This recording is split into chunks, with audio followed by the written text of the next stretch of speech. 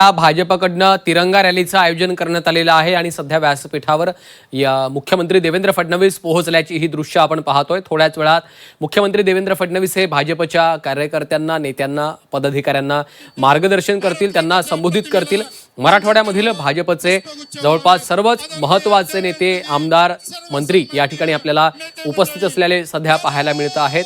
संभाजीनगरमधील देखील तरुणांनी मोठ्या संख्येने या तिरंगा रॅलीमध्ये सहभाग नोंदवलेला आहे। हातात तिरंगा घेऊन हे सर्वजण आपल्याला एकत्र आलेले पाहायला मिळतात आणि सध्या व्यासपीठावर मुख्यमंत्री देवेंद्र फडणवीस हे पोहोचलेले आहेत। थोड्याच वेळात ते सर्व कार्यकर्त्यांना, भाजपच्या नेत्यांना, पदाधिकाऱ्यांना आणि तिरंगा रॅलीमध्ये सहभागी झालेल्या प्रत्येकाला संबोधित करतील। सध्या व्यासपीठावर मुख्यमंत्री देवेंद्र फडणवीस दाखल झाल्याची ही दृश्य आपण पाहतोय। भाजपकडनं देशभरामध्ये सध्या तिरंगा रॅलीचं आयोजन केलं जात आहे। विविध ठिकाणी तिरंगा रॅलींचं आयोजन करण्यात आलेलं आहे। यापूर्वी मुंबईमध्ये देखील तिरंगा रॅली काढण्यात आली, त्यानंतर पुण्यामध्ये तिरंगा रॅलीचं आयोजन केलं होतं आणि आता संभाजीनगरमध्ये, छत्रपती संभाजीनगरमधली ही दृश्य आहेत।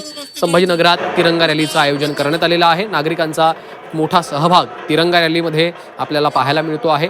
हर घर तिरंगा या बॅनरखाली या घोषणेसह भाजपकडनं ठिकठिकाणी तिरंगा रॅलीचं आयोजन करण्यात येतं आहे। देशभरात, केवळ महाराष्ट्रात नव्हे तर भाजपकडनं देशभरात विविध ठिकाणी तिरंगा रॅली काढल्या जात आहेत। उद्या 15 ऑगस्ट अर्थात स्वातंत्र्य दिन आहे आणि त्याच्या पार्श्वभूमीवरतीच आपण पाहतोय की भाजपकडनं तिरंगा रॅलीचं आयोजन ठिकठिकाणी करण्यात आलेलं आहे। स्वतः मुख्यमंत्री देवेंद्र फडणवीस हे मुंबईमधल्या तिरंगा रॅलीमध्ये सहभागी झालेले होते, त्यानंतर पुण्यामध्ये तिरंगा रॅलीचं आयोजन करण्यात आलेलं होतं आणि आता छत्रपती संभाजीनगरमधल्या देखील तिरंगा रॅलीसाठी मुख्यमंत्री देवेंद्र फडणवीस पोहोचलेले आहेत। संपूर्ण रॅली संपल्यानंतर आता ते व्यासपीठावर दाखल झालेले आहेत। त्यांच्यासोबतच आपल्याला भाजपचे प्रदेश अध्यक्ष रवींद्र चव्हाण देखील पाहायला मिळत आहेत।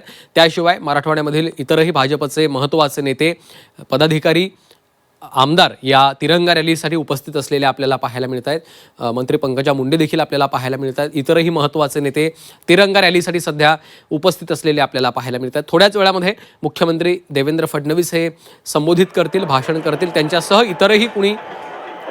इतरही कुणाचं भाषण होते का याकडे सर्वांचं अर्थातच लक्ष लागलेलं आहे।